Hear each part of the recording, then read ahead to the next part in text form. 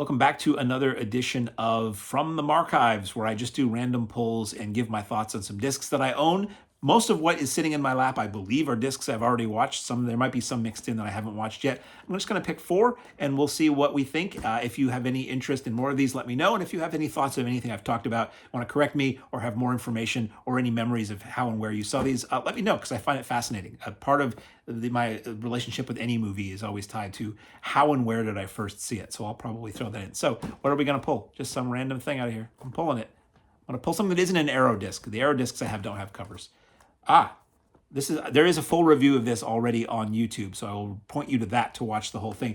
This is a relatively recent VCI Blu-ray of the Green Hornet movie serial, 13 action chapters. As a kid, my father would talk about going to the movies for a quarter. You got 11 hours of entertainment and all this variety of stuff. And he would talk about the serials, and I was always fascinated.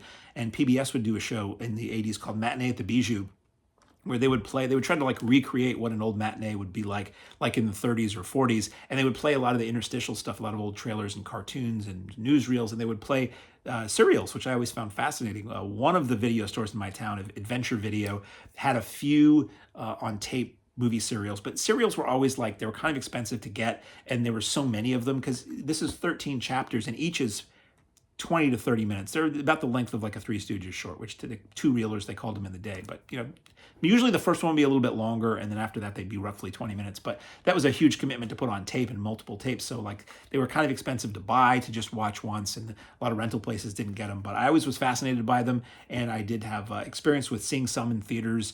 The revival screenings near me would occasionally play them, and I just found the whole chapter serial cliffhanger thing to be fascinating. And it's just cool to see the Green Hornet, which we know, if we know it at all, we know it as the show Bruce Lee got his start on in the U.S.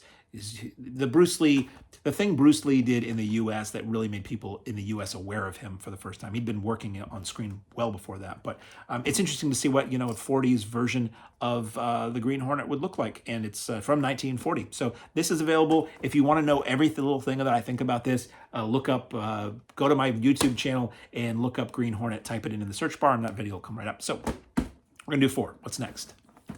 Trying not to grab something I haven't watched. Okay. Why does he have Herbie Fully Loaded?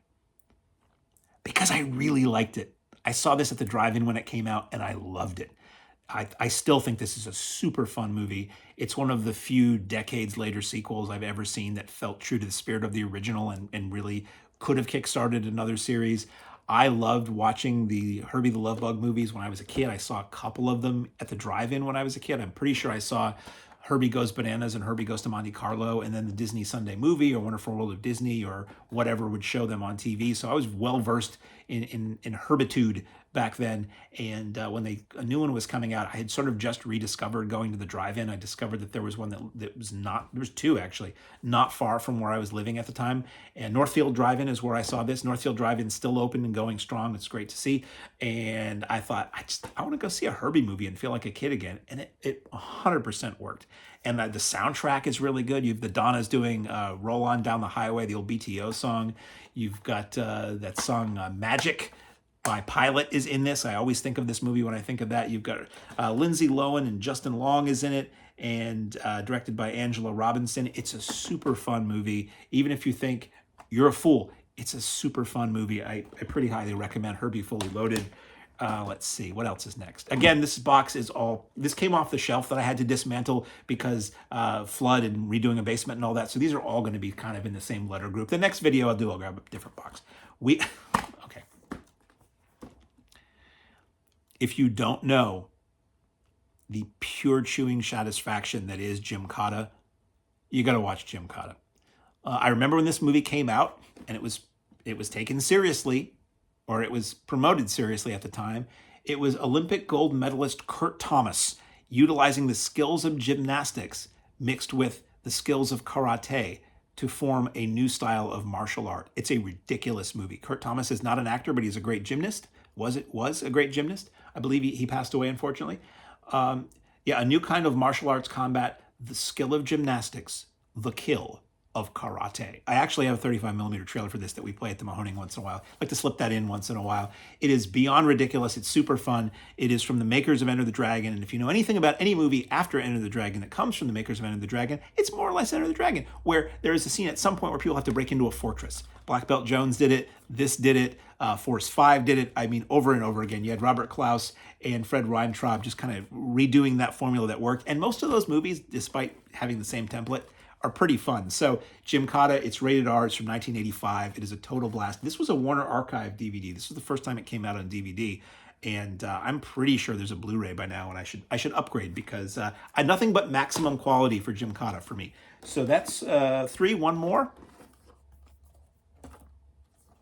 See, I smile warmly because these are all movies. These are movies that I bought and I watched and I liked enough to keep. So I'm not going to pull anything out that I didn't like. This is Humanoids from the Deep. This was part of the Roger Corman Classics collection that was on New Horizons or New Concord? New Concord Home Video. Some of these were not great releases at the time. Some of these were sort of pan and scan and from older Video Masters. These have subsequently been put out in much better versions by Shout Factory, which I need to get before those go out of print. But it is as often was the case with 70s horror and exploitation films, it's basically a 50s monster movie just done in the late 70s. You've got, who is slumming in this film? We have Doug McClure slumming, Ann Turkel slumming, Vic Morrow slumming. I think those might be the biggest names, and it is directed by Barbara Peters.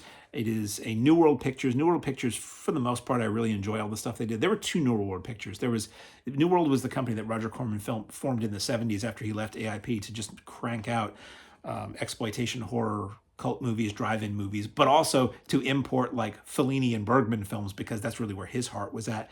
And he would give, you probably know the story, but he would give breaks to so many young filmmakers who wanted to make a movie, and he would say, you can make whatever you want, it just has to have these exploitable elements in it, and it has to have like nudity every so many minutes. It can't be longer than a certain amount of time because we want to have it on fewer film reels so that it's cheaper to ship. And he had rules, but other than that, you could do what you wanted. And you had he gave female filmmakers a lot of breaks. He gave first-time filmmakers a lot of breaks, like Scorsese and De Palma, and was it De Palma, Scorsese, and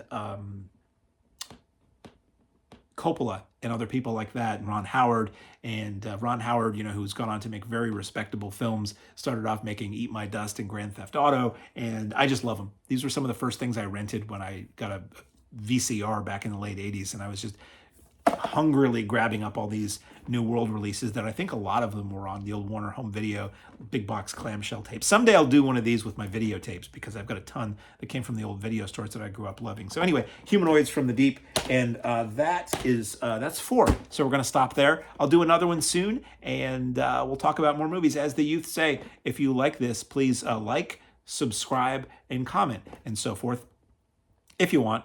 If you like it. If you don't like it, please keep your opinion to yourself. But if you do like it, or you have any memories of any of these films, let's start a little interactive discussion in the comments there. Until next time, I am Mark, and I will see you with more piles of my stuff.